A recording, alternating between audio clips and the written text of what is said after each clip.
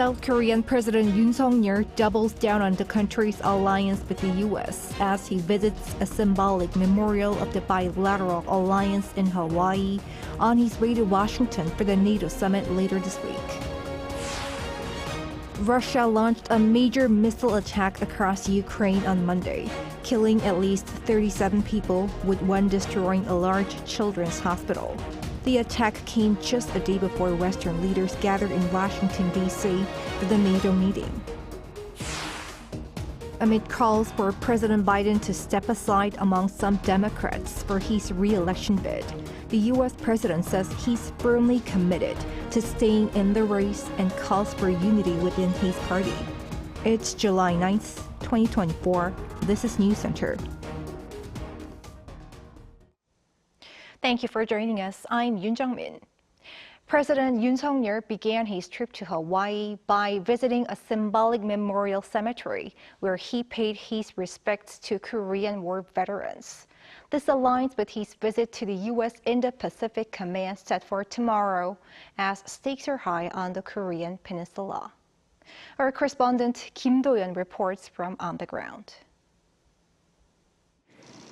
Kicking off his U.S. trip in Hawaii on Monday, President Yoon Suk-yeol visited the National Memorial Cemetery of the Pacific, also informally known as the Punch Bowl.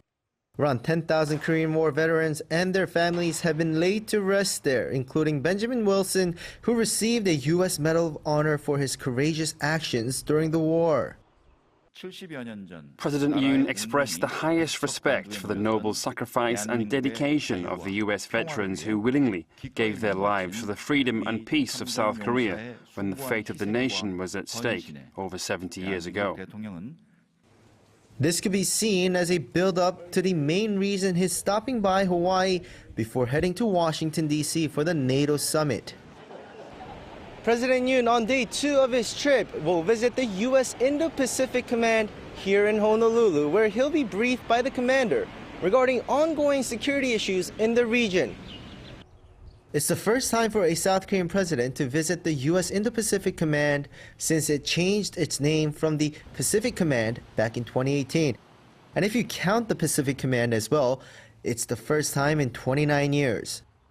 U.S. INDOPACOM covers the Indo-Pacific region, 52% of the Earth's surface, and has the largest responsibility among 6 regional unified combatant commands. U.S. Forces Korea is also under this command, so it has a pivotal role in peace on the Korean Peninsula. Meanwhile, the largest daily newspaper in Hawaii, the Honolulu Star-Advertiser, had President Yoon's visit on its first page this morning, emphasizing his visit to the U.S. INDOPACOM.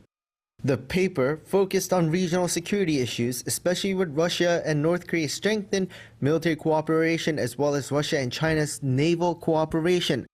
Also, while in Hawaii, President Yoon took the time to meet overseas Koreans. Hawaii is where the first South Korean immigrants moved to 120 years ago to start the history of Korean Americans. He showed his appreciation for them and vowed to better support overseas Koreans going forward. Kim Do-yeon, Arirang News, Honolulu. Up next, our senior correspondent Oh Soo-young takes a closer look at the significance of the president's upcoming trip to the U.S. Indo-Pacific Command, as we just heard. President Yoon Suk-yeol will signal South Korea's commitment to enhancing regional and global security as North Korea and Russia's military collaboration threatens peace and stability in the Indo-Pacific and beyond. As President Yoon travels to Washington, D.C. for the North Atlantic Treaty Organization's annual summit, he's stopping by Honolulu, Hawaii. The island state is home to the U.S. Indo-Pacific Command, which covers about half of the Earth's surface, including the Korean Peninsula, where some 28,500 U.S. troops are stationed. According to Yoo Ji-un, research fellow at the Korea Institute for Defense Analyses, the president's visit to the command headquarters on Tuesday will not only prove the strength of the 70-year-old South Korea-U.S. alliance, but Seoul's growing role as a contributor to global security. It underscored the South Korea's dedication to countering threats from North Korea and China, while aligning with broader international defense strategies. By engaging with both Indo-Pacific Command and NATO, President Yoon highlights the interconnected nature of Indo-Pacific and transatlantic security, promoting a comprehensive defense strategy. This conveys a message of solidarity and cooperation with the key military alliances, reinforcing South Korea's position as a pivotal security partner committed to maintaining stability and peace on a global scale. Controlling the US's key strategic assets, such as aircraft carriers, nuclear submarines and bombers, the Indo-Pacific Command plays a crucial role in enabling military cooperation between Seoul, Washington and Tokyo to deter North Korea's nuclear and missile threat to regional security. Three-way activities have increased since plans to institutionalize trilateral security cooperation were agreed upon at Camp David last year.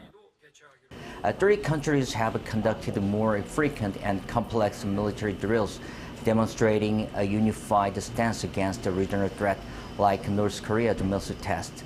There has been a notable increase in real-time information sharing, bolstering their collective situational awareness and response capabilities.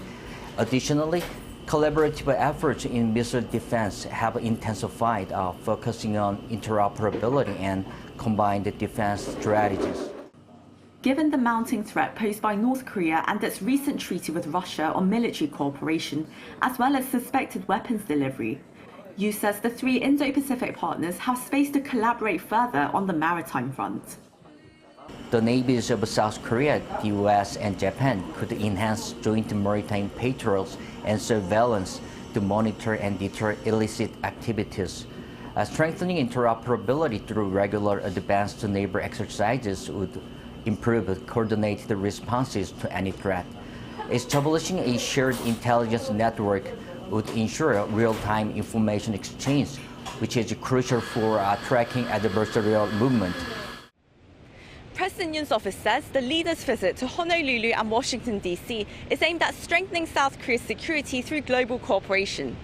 Based on this solidarity, Seoul will aim to expand its scope of security cooperation to economic and technological partnerships with like-minded countries. 오수영, Arirang News, Honolulu. President Yoon and Japanese Prime Minister Fumio Kishida may meet on the sidelines of the NATO Summit this week. Now, that's according to a South Korean presidential official on Monday in Honolulu. The official said that Yoon is likely to meet with leaders from 10 or more countries while he is in Washington, D.C. to attend the multilateral summit, including Germany, Canada, the Netherlands, Sweden, Finland, and the Czech Republic, the United Kingdom, and Japan. The meeting between Yoon and Kishida would be their second summit this year, amid growing concerns over Russia and North Korea's recent treaty to aid each other militarily in the face of aggression. The official added there will be various statements criticizing Moscow and Pyongyang at the NATO summit, including documents by NATO, the United States, and 4 Indo-Pacific partner countries, including South Korea, Japan, Australia, and New Zealand. NATO summit this week takes place at a crucial time as Ukraine continues to fight against Russian aggression, while leaders are expected to seek ways to deal with China. Our foreign affairs correspondent Yoon explains more about what to expect and what's different this year. The North Atlantic Treaty Organization was founded in 1949 to counter the Soviet Union during the Cold War.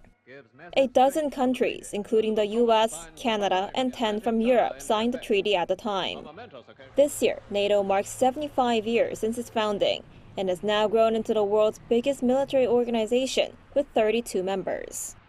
The leaders of these member states are set to meet this week in Washington, D.C. for 3 days, starting Tuesday. NATO Secretary General Jens Stoltenberg said the summit, which comes at a critical time for European security, will focus on 3 major topics. First is providing more support to Ukraine. As the NATO chief arrived at the Pentagon in Washington on Monday local time, he said Russia must accept a solution where Ukraine prevails as a sovereign nation. At the summit, we'll make decisions to further strengthen our support to Ukraine, and Russia must understand that they're not able to wait those out. He also said the leaders will also address boosting NATO's defense and deterrence, as well as investment, noting that he welcomes a record of 23 allies making the decision, to invest at least 2% of their GDP in defense. Also on the agenda will be NATO's efforts to strengthen its global partnerships, especially in the Indo-Pacific region. We will also have the leaders of our Asia-Pacific partners, Australia, New Zealand, Japan and South Korea, present at the summit. That demonstrates that our security is not regional, our security is global. Last week, Japanese media reported that NATO is planning to release its first joint document on expanding security cooperation with 4 Asia-Pacific nations: South Korea, Japan, Australia, and New Zealand, in an apparent move to counter military threats from China. The document is expected to contain detailed information on cooperation frameworks between NATO and the 4 countries, including cybersecurity and disinformation. This week's summit will be Stoltenberg's last as he hands over the reins to the outgoing Dutch Prime Minister, Mark Rutte. Last month, NATO appointed Rutte as its new Secretary General to lead the organization starting in October. Meanwhile, the summit is the first since Sweden and Finland formally joined NATO. Sweden officially became the group's 32nd member in March, and Finland joined the organization in April 2023. Arirang News. And just a day before this high-stakes meeting over in Washington, Russia conducted airstrike across Ukraine on Monday, killing at least 37 people. One has stricken a major children's hospital. Cha Eun-kyung has the latest. Russia launched large-scale airstrikes across Ukraine on Monday before U.S. President Joe Biden welcomes NATO leaders to Washington.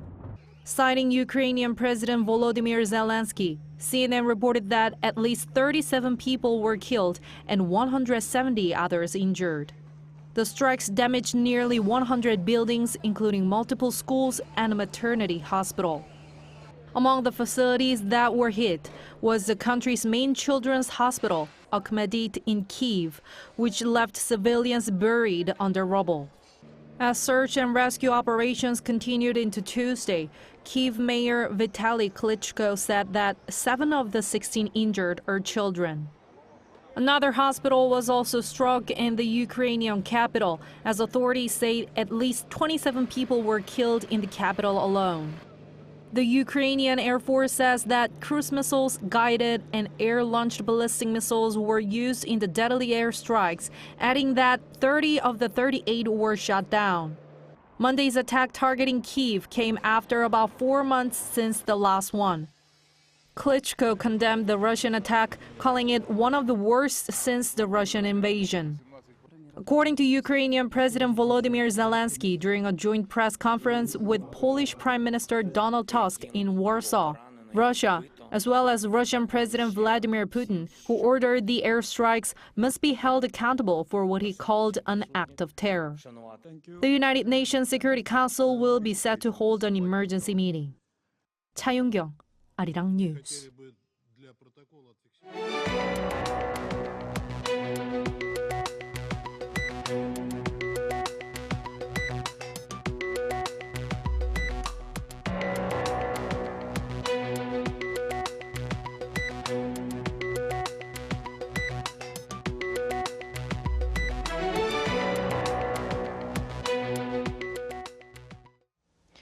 U.S. President Joe Biden has called for unity within his party for his re-election campaign, as more Democrats call for him to step aside following the recent debate fallout.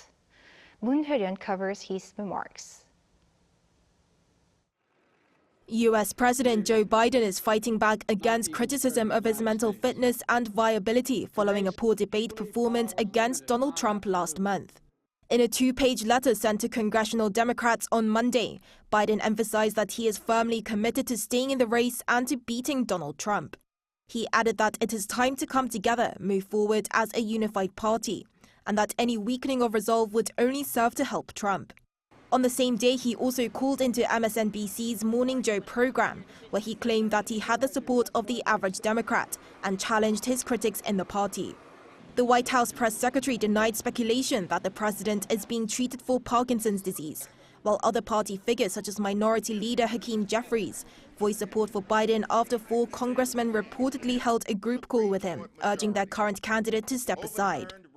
The Democratic caucus meeting is due to take place on Tuesday for the first time since the June 27 debate and could prove a pivotal moment for the path forward. According to CNN, Biden has personally reached out to several Democrats to reassure them that he is aware of the current concerns within the party. He is also set to meet virtually with the Congressional Black Caucus, his strongest bloc of supporters in Congress, as well as members of the Congressional Progressive Caucus. The members of the CBC have defended Biden since the debate, with black voters being key to Biden's campaign as he chose the first black female vice president and nominated the first black woman to be a Supreme Court justice. With just over a month left until the Democratic National Convention, during which the party's presidential candidate is officially nominated, and 4 months until the U.S. presidential elections, this is a critical period for Biden's campaign. Moon Hae-ryun, Arirang News. A North Korean delegation of military education officials departed Pyongyang on Monday for Russia. The departure was carried by the regime's state-run media, which added the delegation was being led by Kim Geum-chul, the head of the Kim Il-sung Military University. Details regarding the delegation's agenda in Russia were not disclosed. Speaking to the press pool here in South Korea earlier on this Tuesday, an official at the Unification Ministry claimed any action in violation of UN Security Council sanctions will be addressed accordingly. On local politics, President Yoon today vetoed the bill led by the opposition, calling for a special investigation into the death of a Marine last summer. The top office said it's been politically motivated. Our political correspondent Lee Si-hoo explains. President Yoon Suk-yeol vetoed on Tuesday the bill calling for a special prosecutor's investigation into the death of a young Marine in 2023, returning it to the National Assembly for reconsideration. This comes 5 days after the Assembly passed the opposition-led bill amid a ruling People Power Party walkout and protest. In an official announcement, the presidential office said the bill must be withdrawn following the police announcing the results of their investigation the day before, which revealed substantial truth and who was responsible. It added, while delivering consolatory words to the Marine's family, that there should be no more politically motivated abuse of the unfortunate death. This marks the 15th time that President Yoon has exercised his presidential right to veto, and the first since the launch of the current 22nd National Assembly. The president turned down an earlier version of the special probe bill passed by the previous 21st Assembly in May. The bill was returned to the parliament the same month, but was dropped after failing to meet the threshold for a second approval, which is majority attendance and 2/3 or more approvals from lawmakers present at the plenary session. The contentious bill calls for an investigation into the death of a Marine Corps corporal, surnamed Che, who died during last summer's flood rescue operations, and alleged government interference with a preliminary investigation into the case. Since it was passed last week, the ruling People Power Party and the cabinet have requested the president reject the bill. President Yoon, currently on a trip to the U.S., delivered the veto from Hawaii. Immediately following the rejection, the opposition parties at the National Assembly held a rally to protest it. They are now vowing for a second approval that can overcome the presidential veto threshold. But the ruling party said the opposition should stop using the case for political strife and that the presidential rejection was an obvious decision considering the bill's violation of the Constitution. Lee Si-hoo, Arirang News. The government will ask car manufacturers to seek ways to attach cameras near pedals to identify the exact causes of repetitive car accidents here in the country, allegedly from sudden acceleration or brake failure. The Transport Ministry said on Tuesday it plans to advise domestic and foreign car manufacturers to attach cameras to vehicles sold here. But it added that it will not be mandatory, as this could raise car costs and lead to trade conflicts. It is also reviewing ways to induce drivers to install the cameras and reduce car insurance payments for those who do so. In other news, Korea's first digital agricultural complex based on AI technology is in operation in the city of Daju in the Jeollanam-do province. Our Yoon has a look. This tractor is unmanned, but it moves along the field automatically and prepares the land for farming. After completing its task, a drone returns to its base to switch out its battery and to get refilled with pesticide.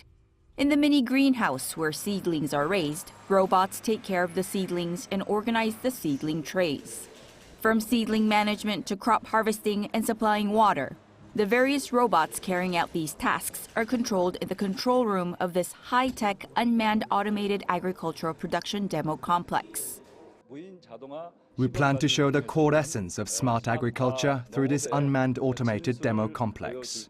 Moving forward with smart agriculture, I believe we can come up with such innovative measures to reduce production costs as well as labor shortage problems. The unmanned automated agricultural production demo complex has been operating since 2020 with an investment of around $28.8 million. Its main goal was to create a smart agricultural model. It is the first digital agricultural complex in the country to integrate AI technology. Smart agriculture can also be an alternative to overcoming climate change. So in the current reality of agriculture in rural areas, smart agriculture may be an important direction for us to go in. The agricultural population is not only declining, but is also aging. The setup of unmanned automated agriculture production complexes in such rural areas is expected to become an outpost for open field smart agriculture. Yoon, Arirang News.